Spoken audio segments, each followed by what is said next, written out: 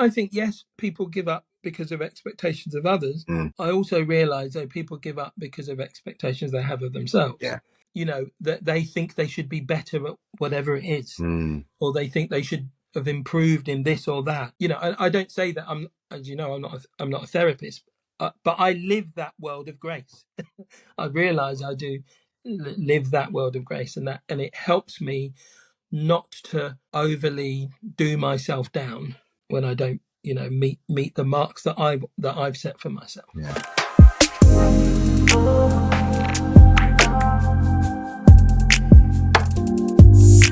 Welcome to Conversations with Nick. It's a podcast that invites remarkable everyday people to share their experiences of navigating life, love, and leadership. My name is Nick Ferguson, and I'm really thrilled that you're joining us today to sit in on a conversation with today's guest, who is someone I've known as a friend and mentor for over 20 years. During that time, I've observed him cultivate a strong marriage, raise 3 daughters, and model relational leadership in both community and church context. Having once worked for the CPS, which I'm sure he'll share more about with us in a bit, he's now the senior leader and pastor of a church in Brixton, southwest London.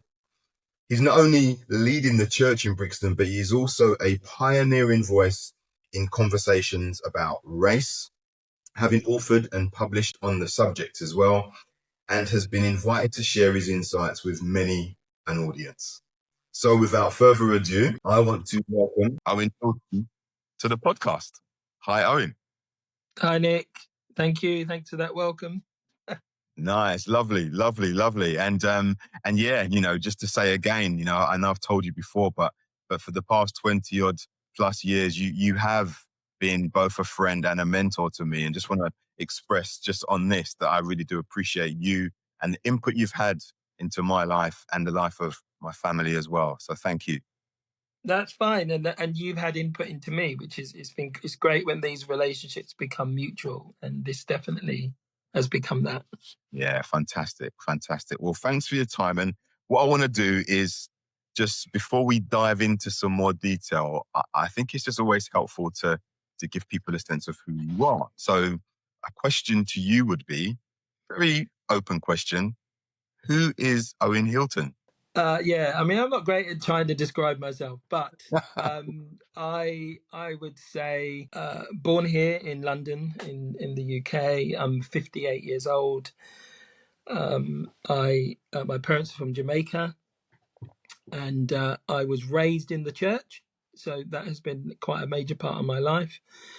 I got married when I was 23, so we celebrate our 35th wedding anniversary next month. And we have 3 daughters, as you said, and and so my wife is English, and so it's a mixed marriage, which has brought both joy and challenge and questioning throughout. And yeah, I mean, I do feel like I enjoy quite a in many ways I enjoy quite a simple life, and my family and that I don't need much more than that. I like to watch TV a bit, but yeah. So Owen Hylton is that. I'm this guy. I was raised in this country, so I know this. This is all I've known really. And being part of church has been a major part of my life. So, I mean, I did used to work for the Crown Prosecution Service, and I did that for 14 years. Okay. And also I was chair of governors at my girls' primary school for a number of years. And so I have done other things. Yeah. I've got a brother and 3 sisters. Right. Okay. And so, yeah. Yeah, that's kind of me in a nutshell. Yeah, and that's great. So we'll probably touch on some of that in a bit, actually, in terms of some of the things that you've done prior to being involved in the church leadership capacity that you are now in, because I think that's quite important, actually, to be able to hear some of that in terms of your background. You mentioned that you've got siblings. So I guess the question that comes to mind for me then is, you know, growing up, you said you grew up in, you know, you made in Britain. Yeah, you grew up. Yeah, yeah, yeah. You know, who have been some of the key influential figures in your life then, and what have you kind of learned from some of them? Yeah, I mean, I think I could talk just generally about my family. You know, I think obviously your parents can be that, even some of that can be really positive and some of that can be more of a challenge.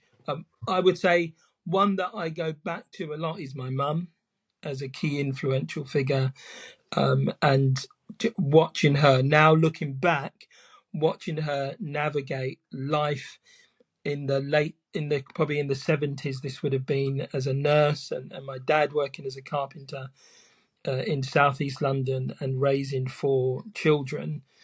And my mum particularly had deep faith. I kind of admire how she did that, and also in some ways I think she was very forward thinking.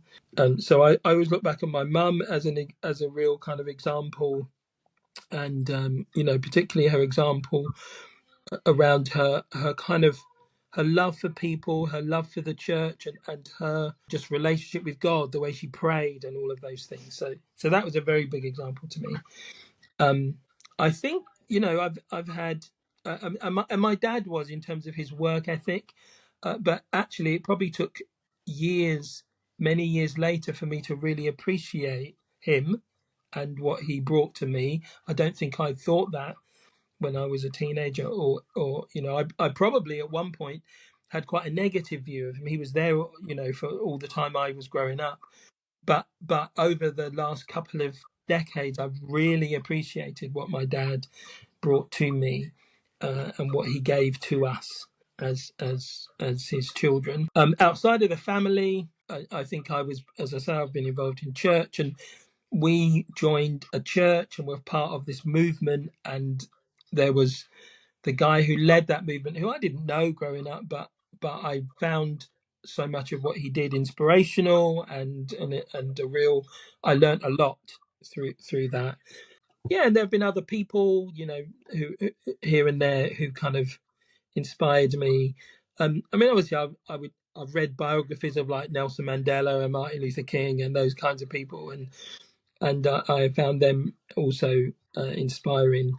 And probably I have to mention, because it is one of my favourite books. I love to read, and I read a book as a teenager called Pilgrim's Progress by John Bunyan, which is maybe 400 years old. That has had a huge impact on me. In terms of the Christian life being a journey, and obviously the Bible. I read the Bible a lot, so Yeah. yeah. So both parents have significant impact. Like Yeah, for so many of us, the significant others in our lives will predominantly be our parents, depending on our family context, and they can have significant influence. So from mum, it was, I hear you saying there was a real faith influence. She was a woman of prayer, a woman who really kind of opened the door to the community and to people in a church kind of setting. And the real foundational kind of observation for you. And dad was slightly different, and you didn't really necessarily maybe appreciate as much of what you got from dad maybe into the past couple of decades. And that was really about work ethic. Yeah. And just his commitment to kind of really, and I know your dad was quite creative as well. Yeah. No, he was very creative. He was a carpenter, like a really good one. Like I remember when he came over, I think I didn't realize that carpenters were graded, but he would have been one of those that they called like the finishers. So he would do all the finishing work for stuff. But in addition to working out there, he used to do a lot of private work for some quite wealthy clients who saw his work at work and got him to do stuff. But he also made his own furniture, and actually he wrote poetry and published poetry, and he's a bit of a performer. He passed away last year. Okay. He's a bit of a performer. He could sing and dance. He was a bit of a guy. So when he entered the room, he was like the the guy. Even when he was 90 years old, he was the guy. So yeah, so that was my dad. Fantastic. And you mentioned, it's interesting, you said dad wrote, and it's interesting, we'll come to that actually, because again there's a key influence there actually, which we will touch on.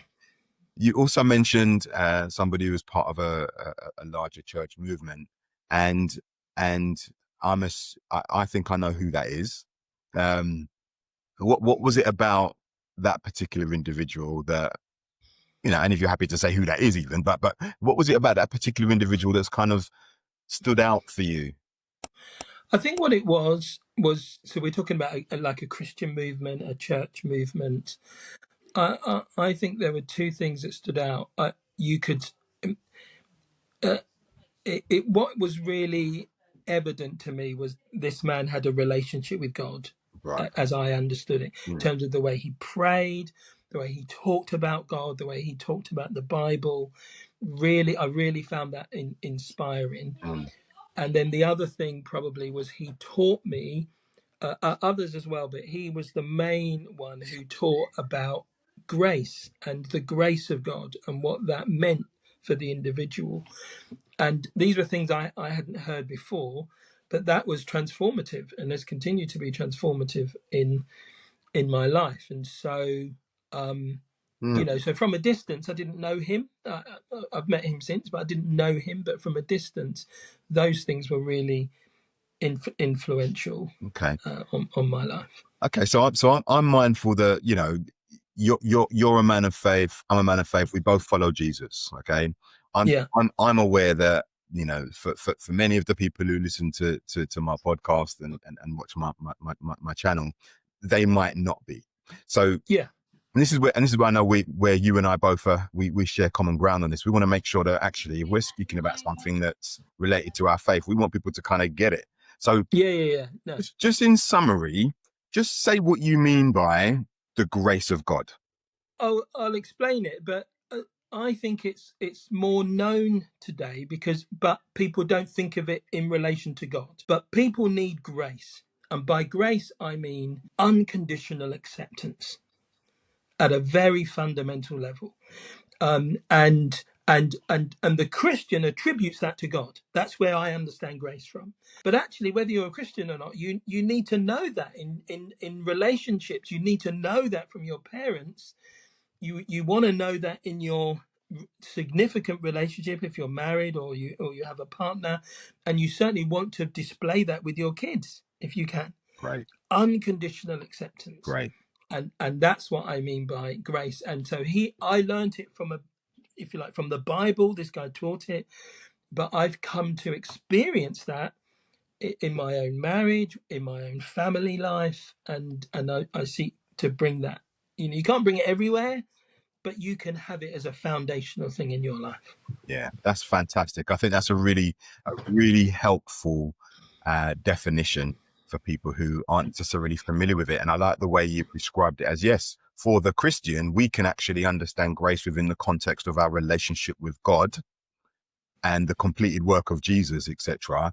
But for somebody who isn't a follower of Jesus, actually to recognize that, well, grace is still necessary in all of your relationships, and that can be from your significant others. It can be, you know, downward to your children. Yeah. You know, this idea of just unconditional acceptance. And yeah, you know, I certainly bring that, particularly when I'm working with the couples that I work with in a therapeutic context, when we're kind of speaking about framework in terms of helping them to feel safe, understood, and heard within our work.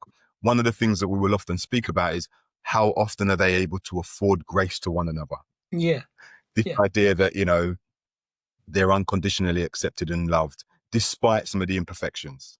Yeah. Despite some of the frustrations. So no, that's really helpful. And I know that Pilgrim's Progress is an absolute classic, and anybody who hasn't the Pilgrim's Progress needs to go read it. Yeah, it's a fantastic it is. And you mentioned it in terms of the Christian journey, but again, it's also very helpful in terms of metaphor for life generally as well, isn't it? This idea of being on a journey. It's a metaphor for life.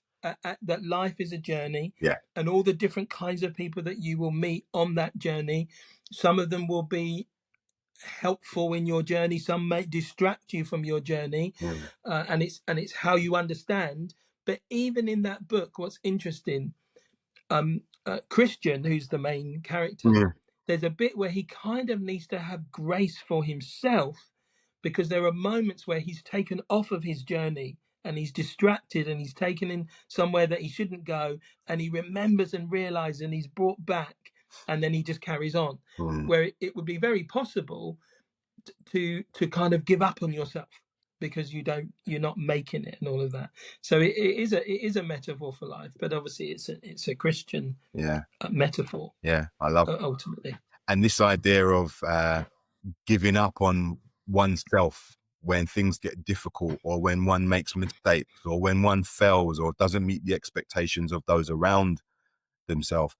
I hear that so often in the conversations I have with people I work with, and what's the point, and just wanting to give up because they haven't met a particular objective, or they've somehow fallen short, and it's can be quite sad to hear at times, Yeah, and I think yes, people give up because of expectations of others. I also realize that people give up because of expectations they have of themselves. Yeah.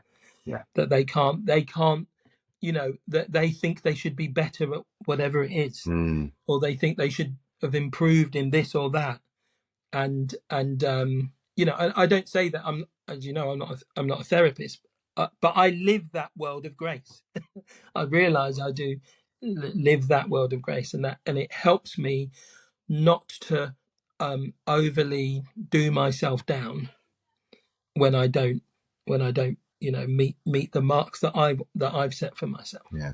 No, that's really helpful. And I think from a leadership perspective as well, it's really important to hear that and to remember that when carrying lots of responsibility, and many people are, looking to you in leadership, that can be even harder, and it's really important, I think, to recognize that can be difficult, and to, again, afford yourself that grace. Recognize that you don't have to be perfect and you can make mistakes, and that's okay.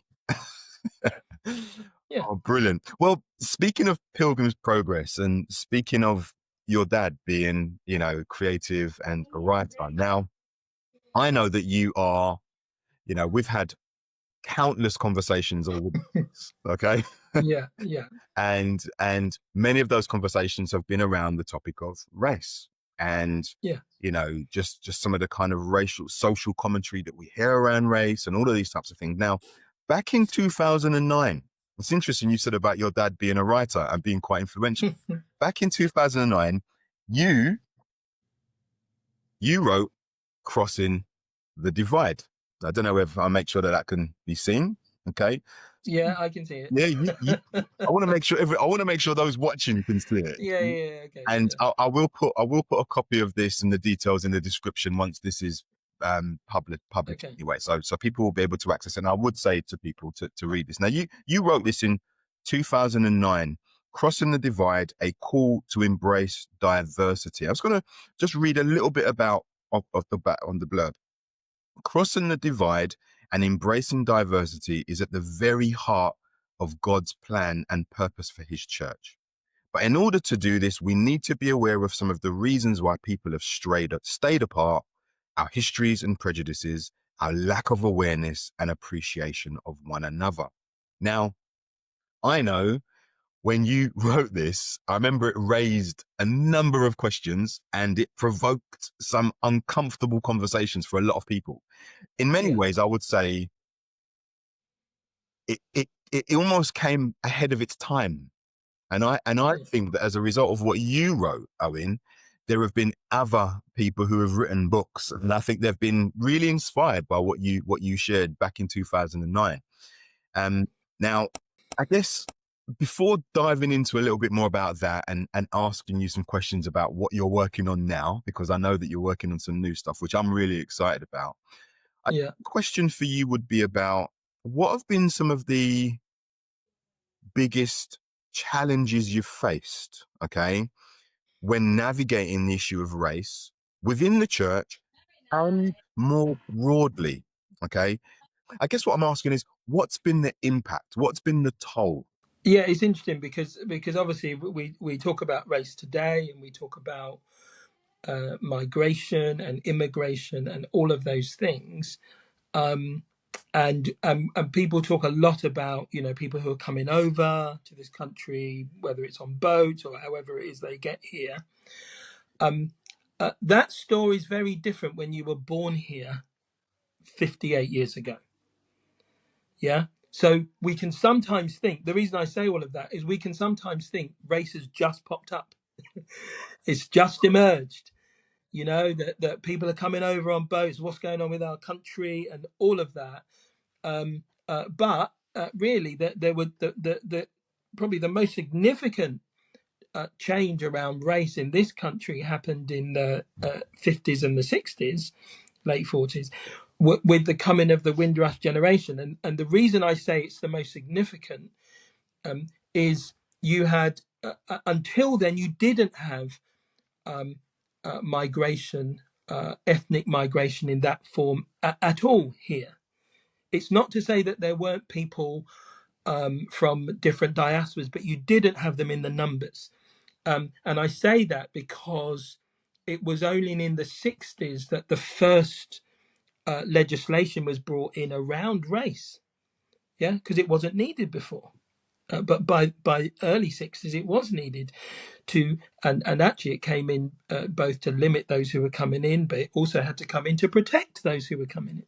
So when you've grown up in, yeah, so I've grown up in that, and it's very interesting because I would say that 2025 and the commentary, the social commentary around race that I hear today is more similar to the social commentary I was hearing about race in the 70s, late 70s and early 80s than at any other time. And the social commentary around race in the late 70s and early 80s was, you know, very much you had, I suppose, far right groups, and, you know, they were protesting against people coming in. There was a lot of fear about people coming in. And that definitely impacted my mum and my dad's generation. I grew up in it. So I suppose I grew up around that. And when I was growing up, I don't know whether this is my memory of it. When I was growing up, you didn't have loads of, like, you know, young gangs of, you know, black kids. You didn't have that. My biggest fear growing up and walking the streets of London was that I would be assaulted by skinheads. That was my biggest fear. Yeah, it wasn't other people. That's where it was.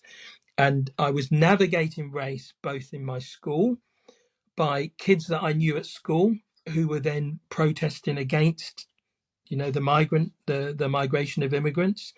And I would see them on the streets protesting. And then again in the church. And at that point in the church, it was a conversation that just wasn't there. The church I went to was predominantly people from the majority culture, the dominant culture. And we did not talk about race. But I was navigating race every day. And so that was my early experience. And also, just to add a further layer to that, because my family were from Jamaica, and Jamaica had historically been a place where slaves had been brought.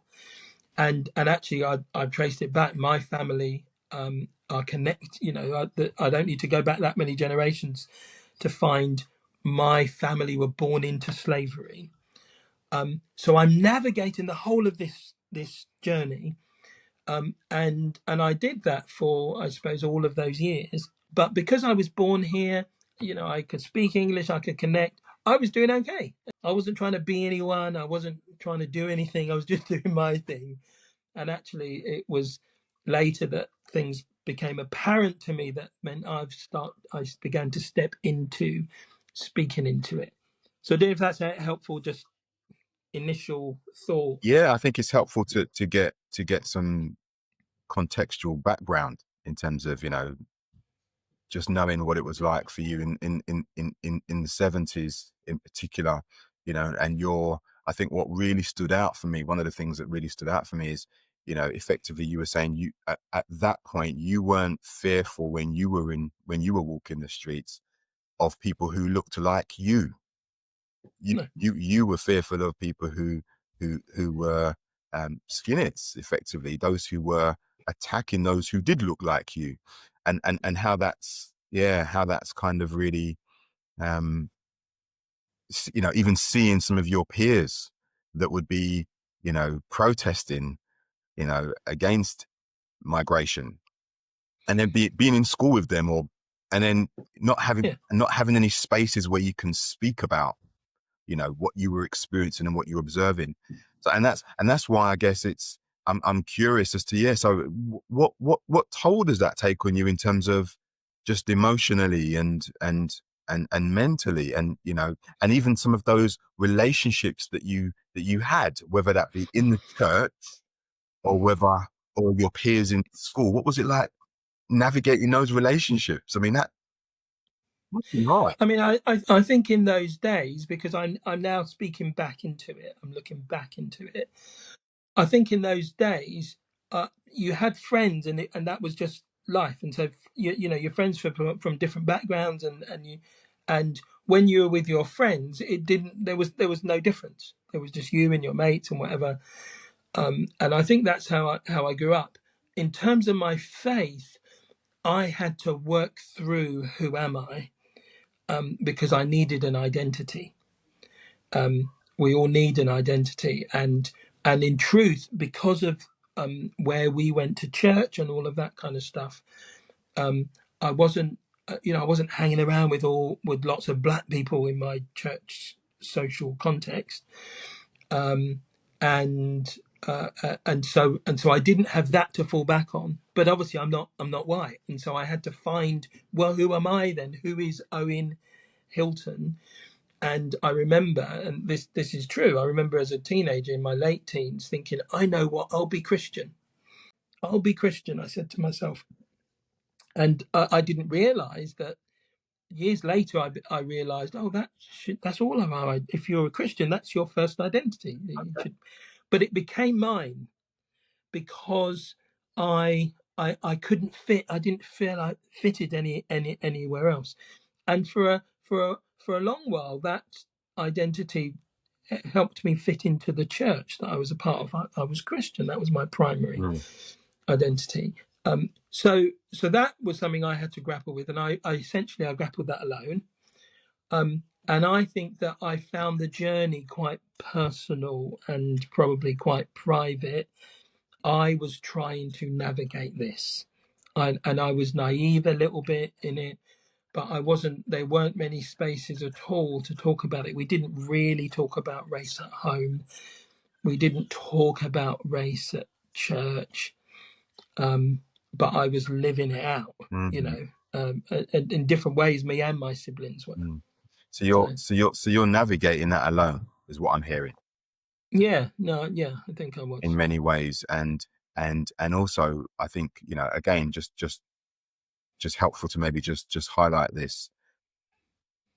Your primary identity shifted from the color of your skin, your racial ethnicity, your racial background, to or your relationship with God, in terms of as being a follower of Jesus, as being a Christian. Yeah. Okay, and that became primary identity.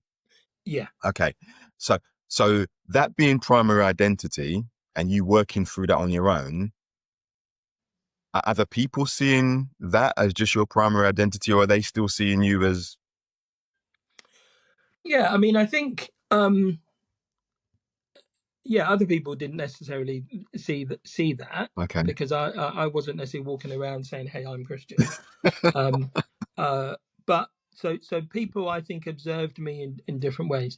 Um, uh, I was black, and I didn't know at that time, in my late teens, early 20s, even mid 20s, I didn't know that the difference being black made.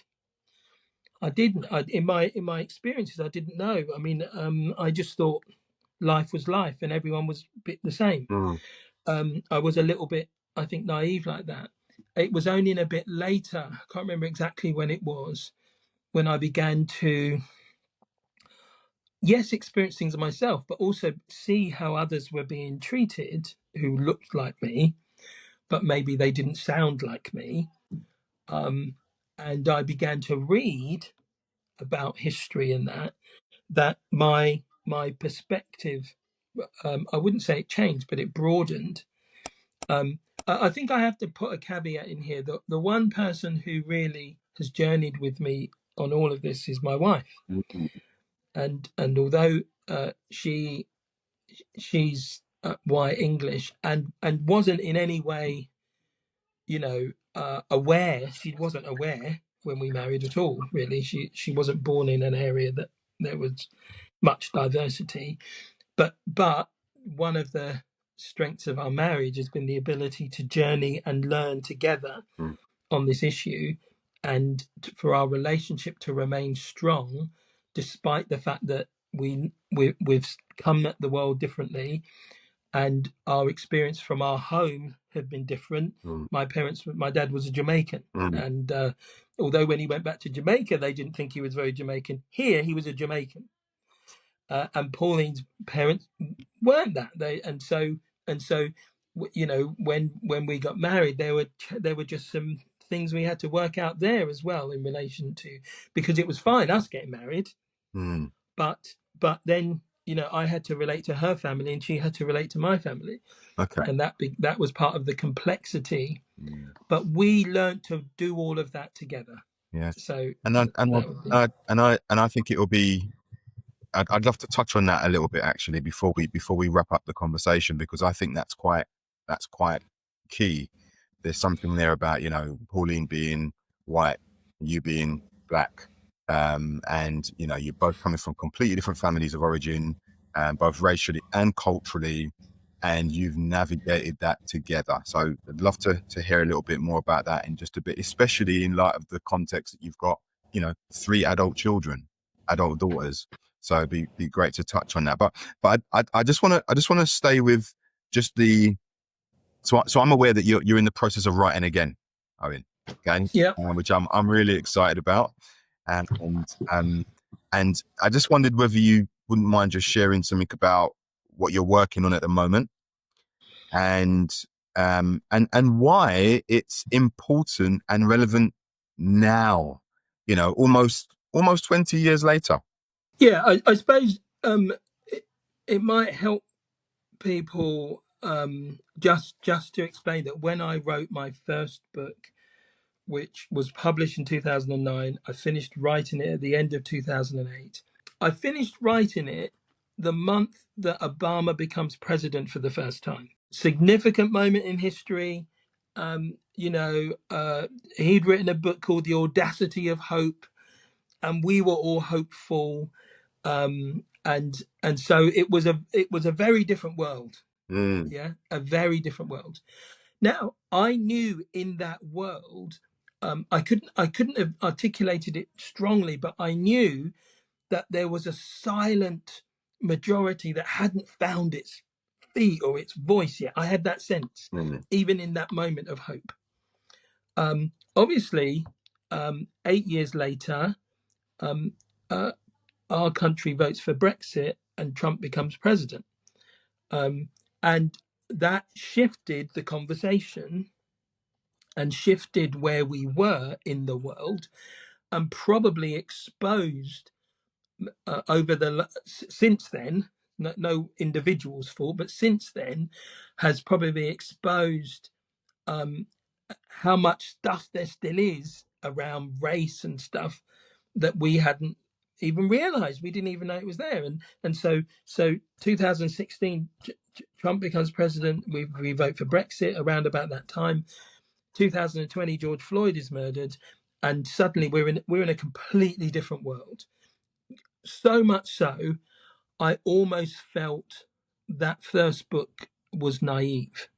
Right. Because I thought, oh my goodness, the reality that I was wanting to address, I didn't even get anywhere close to it in that book, the reality, because and so yeah, and so I then began this process of thinking and I suppose praying and looking, and the new book that I'm writing, which I think which is about I've called it the Reconciled Church, rethinking race, reconciliation, the Bible and the church, because I realized that there is a rethink that needs to be done, and there are some things that we just need to face, and we need to find a way through the conversation around history and slavery, and we need to understand a bit more what I've described as the racialized world that we live in, where and what I mean by that is not that I don't mean everyone is racist, but I simply mean that a very deep level our world view is quite racialized, and that is impacting the world in which we live. And we have to understand some of those things and understand some of the history in order to be able to move on well, and what I say call reconciled, and put things right, make things right. Yeah. So yeah. Okay.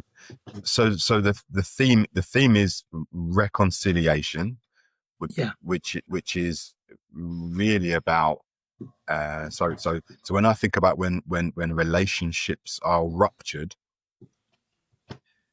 they require reconciliation, almost prior to restoration. So the focus is reconciliation, and you said that there are some things that you've seen happen in recent years that has kind of contributed to you thinking, wow, when you wrote the first book, there was just stuff you just didn't know. I guess what do you think is different now? I think what's different now is people have become aware. Lots of people now have become aware of partly some of the prejudices in their own heart. Okay. Yeah, and by people I mean broadly. So I'm not talking about people have become aware of some of the prejudices. People have become aware, a bit more aware of the impact that race has had on people. Yeah, and that some things, it appears some things haven't been resolved that maybe we thought were resolved. And so I think there's just an awareness of that, but people are not sure what to do about that, and therefore, and so there was a lot of, as you called it, social commentary immediately after George Floyd died. There was a lot of social commentary around race and stories and all of that. But even in all of that, I thought to myself, we're not quite there. I understand it. And I suppose the other thing for me, the other big awareness for me was that the church was grappling with the same issue in the same way as people who weren't Christian. Yeah. And that was big for me because I hadn't realized that we were the same. And again, we're all human. Come on. But I'm like, the church would make certain claims about its humanity that are different, and that you would expect it to be different. Not perfect, but different. And the fact that it wasn't probably took some adjusting for me to realize, it wasn't. And not only was it not different, it wasn't obviously seeking to change everything or change anything. Yeah. So I've had to adjust internally about that, and that's partly why I'm writing. I wouldn't have wanted to write. That wasn't my, I wasn't planning to write around race. That was, if you said, what did you want to do when you grow up? It wouldn't be to write books about race. And as you say that, I think I kind of just, I've known you, for 20 plus years, and I recognize that, just for our relationship, that it's something of a, I would describe almost a weight and a burden that you carry, this particular issue, and you carry it in a way that I don't know anybody else who carries it in the same way you do. Obviously, I don't know everybody in every network. Certainly in our network, yeah, there isn't anybody I've come across who carries that weight. the same way that you do and have over the years and during the time of our relationship. I guess you've touched on some of it, but I'm curious. I mean, to what else you're discovering now, some almost 20 years later, that you didn't see when you wrote your first book? So there's a few little things. First of all, my first book, I didn't write it about reconciliation. I wrote it about race, the Bible, and stuff. I didn't realize, but what I believe now is the key is around reconciliation. But what I also believe is reconciliation is relevant and appropriate in so many other areas. It's definitely appropriate around race, but it's appropriate around any scenario situation where things have broken down and they have not been repaired or restored. And understanding reconciliation is important there. And by reconciliation, I don't mean that everyone needs to go back to the way things were and you kiss and make up and all of that. Sometimes there is a genuine you move on, but you've sorted stuff, you've put it right. And so I realized that we're not a culture that reconciles. And I'm not saying that there are loads of cultures out there that do, but if ever there was a culture that could, I would have said the Christian church could find a way to do that, because that is part of the gospel story. So reconciliation, it would be a thing. I would say for me personally, I'll be honest, I'm impacted by things. So I do now, I operate a bit differently now with what I now know. Once all my awareness came, and once I saw, I couldn't unsee what I'd seen. So I now I do operate differently. I wouldn't say that I'm more negative about people, but I do function differently. And the road that I walk, I would say, is quite a lonely road. The joys that come in it for me are very much around my family, yeah, and a bit, and my own faith, my own walk with God, and a bit my church. But it's otherwise it's quite a isolated road, and I would not have expected that. I was Mr. Teen Guy. I was Mr. I loved High School Musical. We're all in this together. That was me. Yeah, I was that guy, and I've become something else. Not out of almost not out of choice. But I recognise that's how God works. That's how life can work. But I have become something else. Okay. So I'm aware that there'll be people who are watching and listening who are not of faith, not following Jesus, etc. And I'm aware that there's a lot of social commentary around race, and I know that your book addresses both theology, or a biblical perspective, I'll put it that way, a biblical perspective of reconciliation, a biblical perspective, as well as the social realities surrounding race. So for someone who's never considered the theological or biblical perspective or dimensions of racial issues, where would you start that conversation? Yeah, I mean, I think it's not difficult because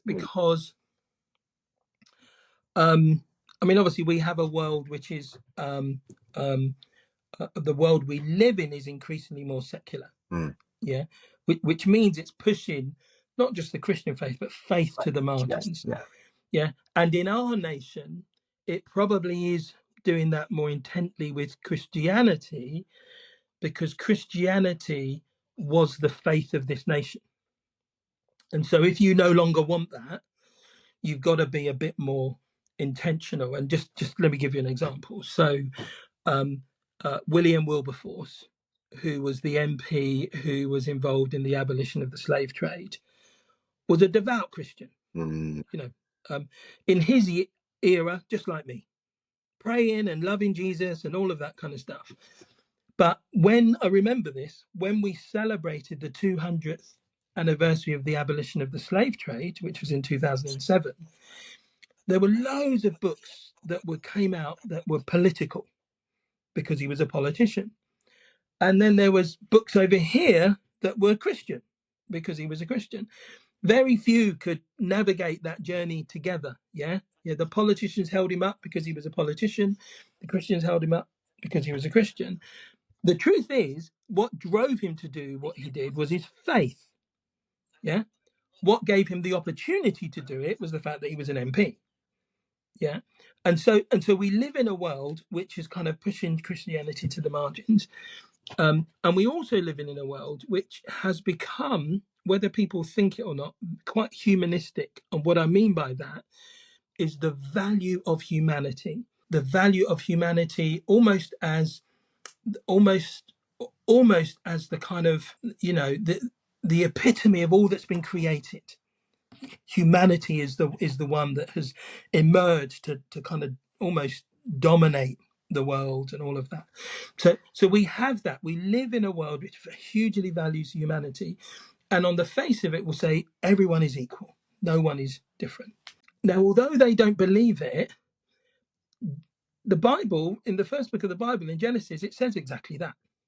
Yeah, that humankind was made in the image of God, and that it was given the breath of God, and it stands apart from all other beings that have been created.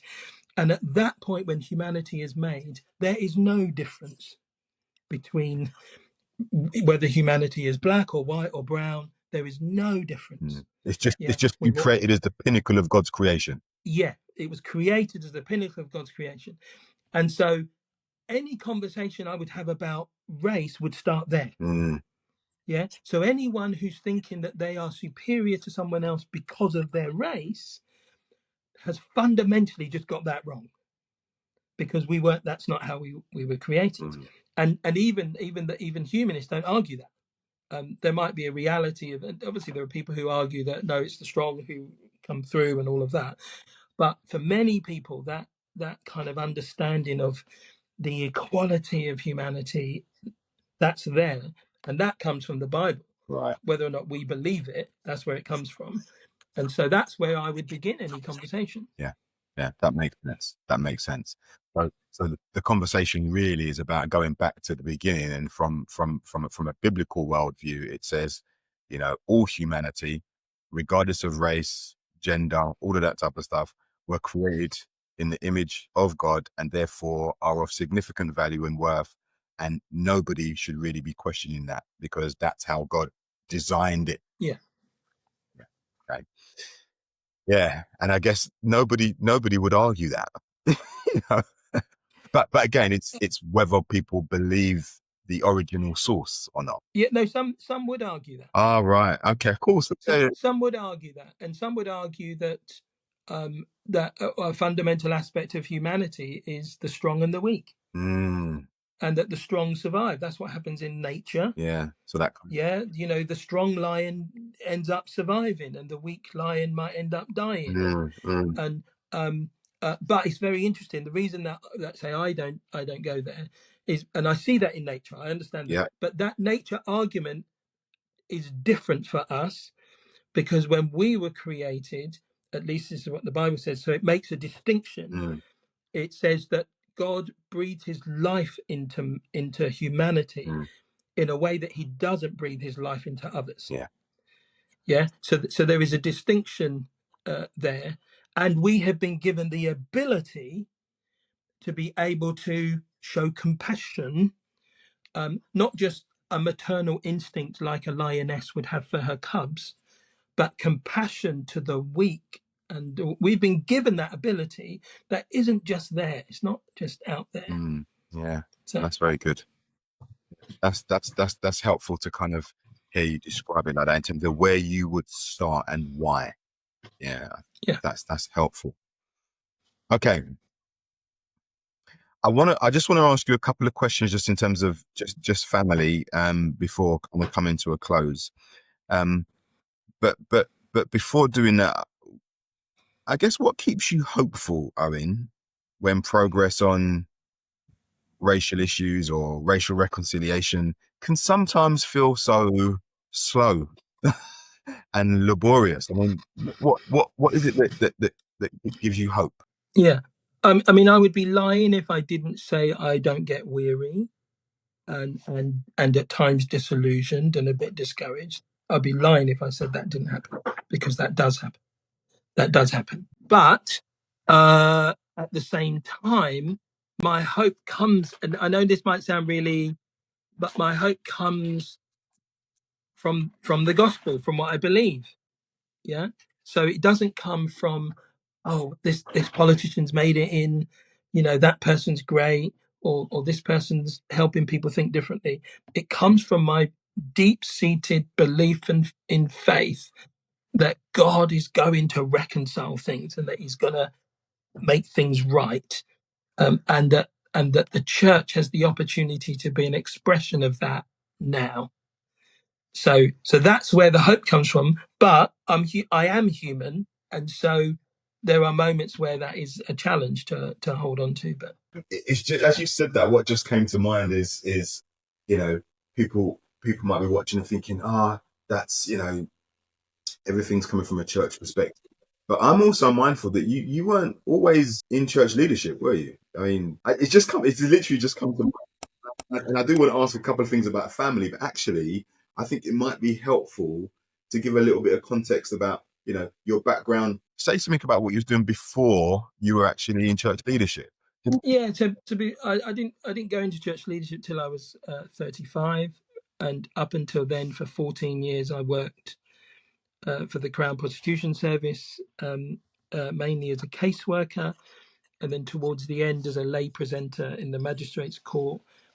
I covered cases at the Old Bailey for much of my career, but then also down in Woolwich, and so I did that for 14 years.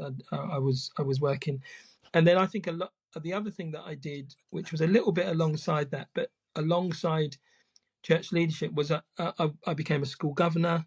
I was chair of governors. I oversaw a building project that rebuilt our school, which was millions of pounds. And so I've had those kind of engagements as well.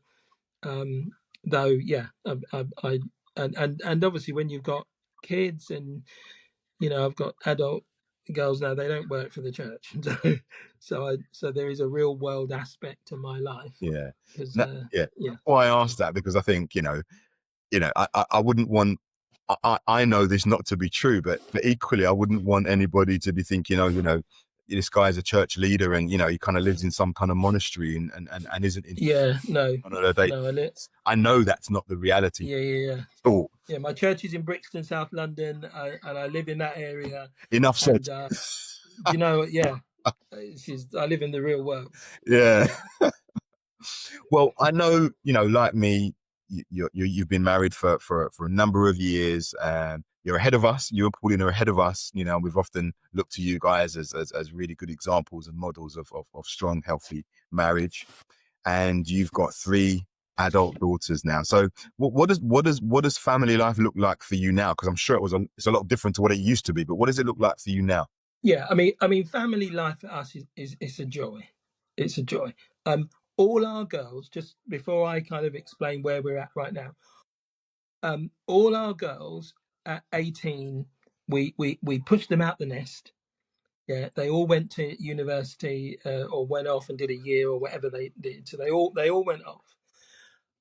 But the truth is, they've all come back. Yeah, and in fact, our eldest, who is also now married, and she was away for 12 years, and then has moved back to London with her husband, and they're looking to set up themselves. And our other 2 are working and studying and everything. And we've also recently had a granddaughter born, and so whilst they're all living here, so it's a joy. It's a hoot in our house. I'll be honest, it's a hoot. It's fun. Oh my goodness! I mean, we spend more money than we have, but we have a really good, strong, healthy family.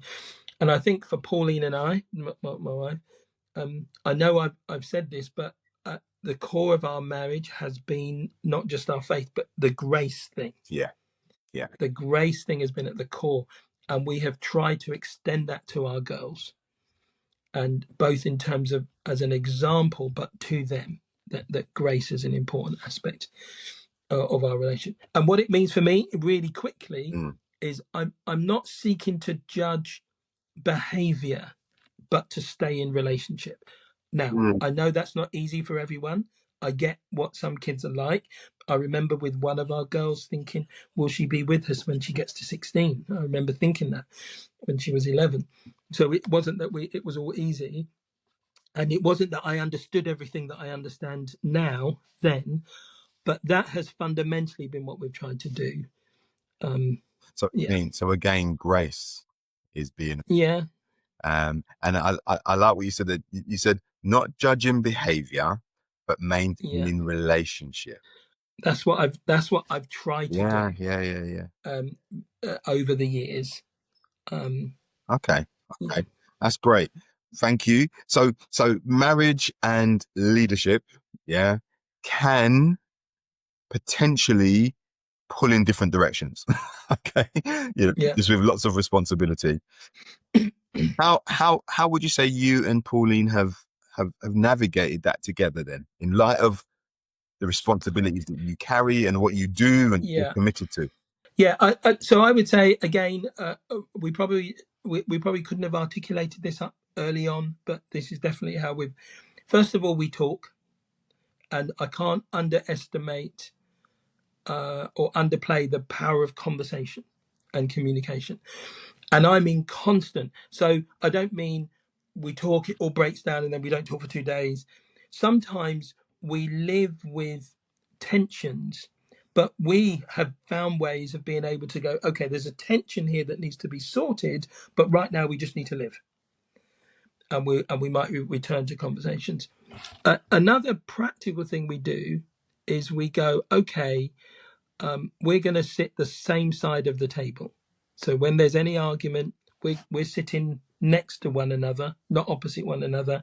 Any problem that comes, it comes before both of us, and it becomes our problem. It's not your problem. It's not my problem. It's our problem. So we function a bit like that. What we do, so we do a lot of talking. So we go out a lot together and all of that kind of thing. The other thing I would say, which is a challenge, but again, we've found it helpful, is we have rules of engagement, which might sound ridiculous, but if you think about boxing, boxing is obviously it's a violent sport, but because there are rules of engagement, the Queensberry rules, nowhere near as many people get badly injured as they might. Because there are certain things you can do, there are certain things you can't do, but you can still have quite a battle. So Pauline and I have rules of engagement. There are certain things that we will never say. And there are certain things that we will never do. Can you give any examples of what you might never say? Okay. Or do? So you'll never hear me calling Pauline names, describing her personally, saying you, but you'll never hear me do that. There are certain things we just, because you can't unsay that. Flowers don't unsay that. You won't see me. I did throw my jumper across the room. I did once, and she reminds me of that. But if we are dealing with something, we try and deal with it together. And you won't find me walking off for 3 hours to cool down or calm down. I'm not saying you don't need time to calm down, but you work that out between you. So there are certain things we just won't say. And if you're trying the grace approach, it means there are certain behaviors that I learn to accept. And I find the thing about the grace is not just, it's really difficult to do it, but after a while, grace ultimately gets you what you want. People change. They do, but they don't change because you badger and push them. And so I don't know whether that helps, but and as you said that about with time people change, I also wonder where when you're extending grace, there's something about, because you said there's this unconditional acceptance, there's something about you changing as well. There's a level to which as you you have to change. You change, and you have to you learn to accept. But no, I think great, and I love the rules of engagement. And it's a very, I think that's something that anybody in a relationship could apply. Because what are the things we will never say, and what are the things that we will never do. Yeah. So we definitely, and so it takes self-control and self-discipline, but I think relationships should be like that. Yeah, absolutely. And there's also the reality that relationships, similar to the analogy you gave in terms of a boxing, they can be quite confrontational, and actually healthy relationships are able to go through confrontation, healthy, and come out the other way, and still know that you're safe with one another. No, that's great. Okay. I've taken up a lot of your time already, which I really appreciate. And I just want to kind of come into land with just a couple of closing questions. Yeah. They're kind of wrap up questions. So you've been in leadership now 30 odd years. Yeah. You've been in leadership for a long time. Okay. Yeah.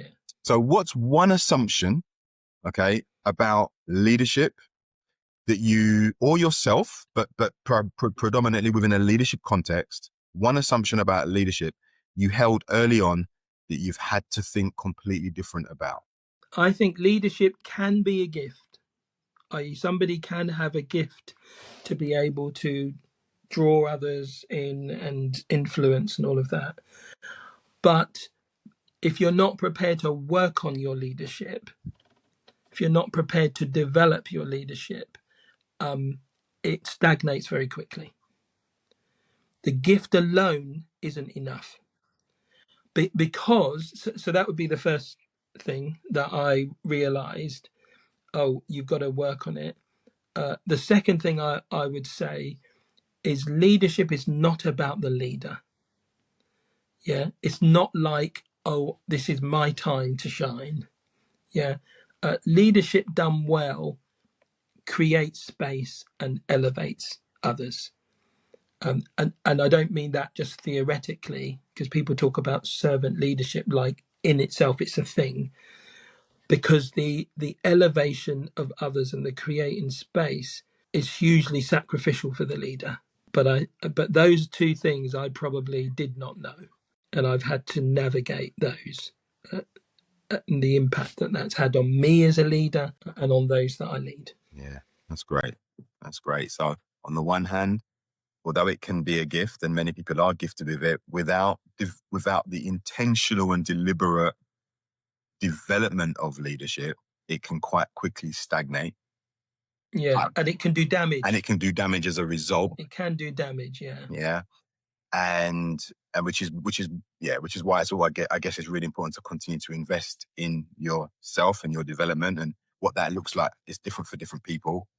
But the other thing is about, leadership isn't about the leader, it's about who the leader really is serving. And what you mentioned there in terms of two indications of that, of really effective leadership, are when people are being given space to develop, and where they're also being given opportunity to be elevated with the skills that are being developed in their own leadership and opportunity. Yeah.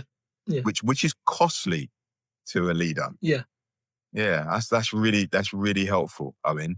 And I'm sure many people hearing that will be like, okay, yeah. I want to add one thing though. Yeah. I just need to add one quick thing. There is a season and a timing in leadership. And so what I mean by that is many of us can try and take leadership too soon. And therefore we can even miss it. There's a season and timing. And sometimes when we think we're being overlooked, passed over, it's just that our time hasn't come. Yeah. So I just need to say that, because so many people can think, oh, I'm a leader, and they think, well, no one's recognizing me. But at the right time, you'll be I do think people will be recognized. And that would be my experience. I felt called into full-time Christian ministry from I was about 18. And I go into full-time Christian ministry when I'm 35. Yeah. And I realize, okay, God has a timing in these things. but even if you're not a Christian, there's still a timing in these things. And I think that's both an encouragement and a challenge. I think it's a challenge for those who are kind of keen to get on and move forward, and why they being, why are they not in it now, and etc. And that can be a challenge. Just wait. But it can also be an encouragement for those who are kind of still questioning, what does leadership look like and mean for them? What's their contribution? And actually to recognize, no, the time will come.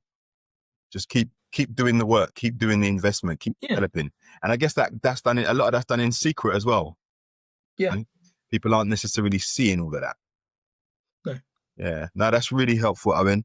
Okay, so we're going to wrap up, but before we conclude, is there anything you'd like to share? I mean, you've shared so much, especially just that last bit, but just one idea, thought, or quote or takeaway to leave with our viewers or listeners. Yeah, I just think to be who I am today and to be where I am today, and obviously I'm not known or anything like that, but like to be married, I just think the personal sacrifices you have to make to keep going and to be fruitful and to flourish, you can't underestimate it. The just what you might have to do and to go through to become all that you hope to become in life.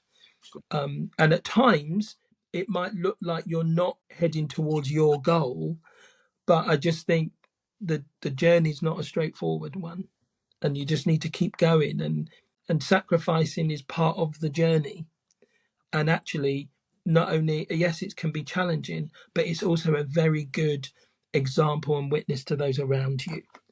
If you can learn how to sacrifice and stuff, others learn that lesson from you. So it's not the most profound thought, but that would be the thing that sticks with me a lot. No, and much appreciated. Thank you so much for your time. Yeah, that's okay, Nick. Yeah. What I'll do is, details of your book, and obviously, at some point we might speak again once the second book comes out. I'd love to be able to just kind of get that out there, because I think your message and what you're committed to, is very, very important and relevant and timely. So for those watching and listening, thanks again for joining. Myself, Nick Ferguson, joined by my guest today, a special friend and mentor, Owen Hylton. Check out his details in the bio, follow his stuff, go out and get his book, hear what he's got to say, because he's got a lot more to share than what you've heard from him share today. Thanks for tuning in, and catch you another time. Rooting for you. Be well. Thanks, Nick. Thanks, Owen.